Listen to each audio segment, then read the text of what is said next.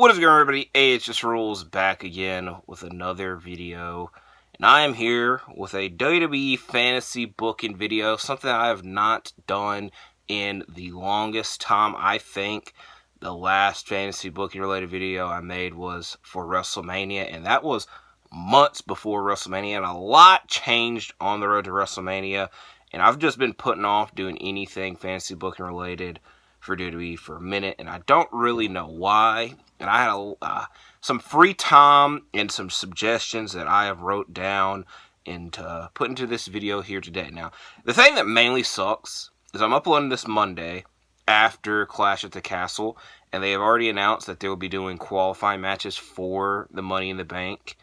And the Money in the Bank is just 3 weeks away, which is actually nuts. It's a good thing, but it's a good crazy thing as well. So almost immediately a lot of this stuff becomes outdated, but what the hey, I'm throwing my suggestions out there anyways. But the main thing is my suggestions for who should win the 2024 Money in the Bank briefcases. Now, I will say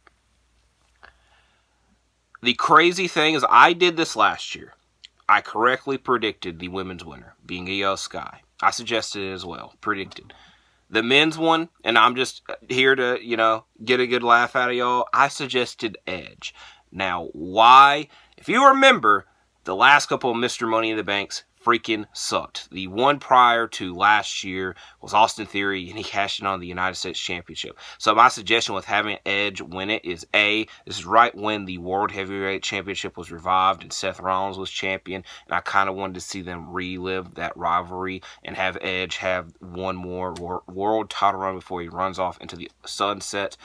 And two, the main thing is like being Mr. Money in the Bank was shit. And I thought the perfect person to revive it and make it mean something again was the original Mr. Money in the Bank. But a year later, he's not even in the company, and he's been a champion in the other company that he's in twice over now. So it's a little bit of a ha-ha I wanted to share with y'all right away. But let's get into this year. Let's get into 2024, and we'll start with the women's match. Now, another video that I will reference is another WrestleMania related video. Let's talk about things I wanted to see in WWE after WrestleMania. One of those was Gunther winning the King of the Ring tournament, so I was right there. But I was talking about who should win the Money in the Bank for the men's and women's again. Now, the men's side will change, but we'll get to that in a couple of minutes.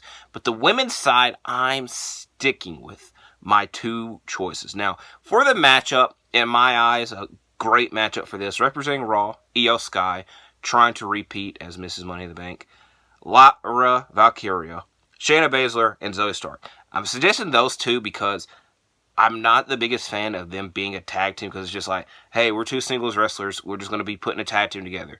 I think they bowl very well as singles competitors. Let's put them back there, and this will be a perfect opportunity for it.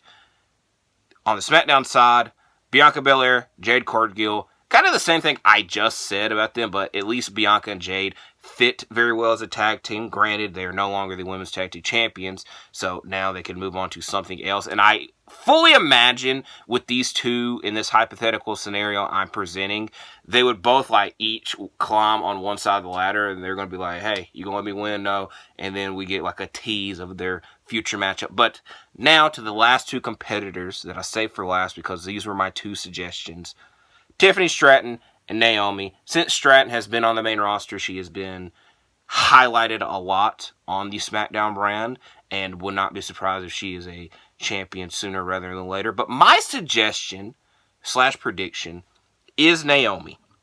Since coming back to WWE, she's kind of been, and this is a helper. I didn't want to say side. I feel that saying sidekick is insulting, so that's why I said a helper. I think that seems a little bit more, but it's just like she was helping Bianca and Jade. Now she's helping Bayley. Now having this briefcase would give her something to do. And again, the main thing I'm saying here is hey, she's been helping Bayley out a lot, and then now with holding the briefcase and Bayley being the champion, she'd be side-eyeing like, hey, I'm helping you, but I'm going to cash in at any time. And then a great timing to cash in would be at SummerSlam, because more than likely it'll be Bayley and Nia Jax.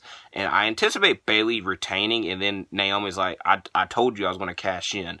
So I feel that would be a great opportunity to that. But there are a lot of great choices and suggestions, but my personal pick would be Naomi. Now to the men's side. Again, this is the second time I'm referencing this video. My prediction, and this is a long time ago, was CM Punk. And I was mainly saying that because I was anticipating at any time, like, I was anticipating him being involved in the world title scene, but now he kind of isn't. He's involved in the Drew McIntyre business, and Drew McIntyre is not the world champion, and he just lost at Clash at the Castle due to CM Punk. But I feel that CM Punk is kind of outside of that world title window, and I don't know if his first match back he wants to be in a Money in the Bank ladder match. But again, my sentiment was very similar to the one I was saying about Edge, and how where he could get being Mr. Money in the Bank means something. One of the men that made it popular, because he did it twice over, cashing in. That's why I was suggesting CM Punk. But again, this time around, I don't know if he will be in the matchup or cleared or not. We will learn that later this week, most likely. But my suggestions for the people that should be in this match. For SmackDown, Kevin Owens. I am tired of him being involved in the bloodline and with the bloodline. Granted, I'm fairly certain he's still going to be stuck with them. So I was just trying to help out. Andrade, Santos Escobar, and Carmelo Hayes. For the Raw men's side, the one man that has been mentioning the Money in the Bank briefcase over and over again, Jey Uso. Ilya Dragunov and Braun Breaker, two men that I would anticipate that would create chaos in this matchup. And then last but not least, who I would want to win this, Finn Balor. I feel that Finn Balor, it sucks because it has been 8 years since he has been the world champion. He was Universal Champion all for a day, depending on how you want to look at that situation. And I feel that having this briefcase gets him one step closer. Now, there's an outlining issue, but I feel the main thing is, as of right now, Damian Priest is the World Heavyweight Champion of Raw. And essentially, we would be getting a do-over of the Damian Priest Money in the Bank run, because it's going to be Finn trying to cash in, but Damian Priest is like, are you going to cash in on me or not, etc. It's a lot of teases.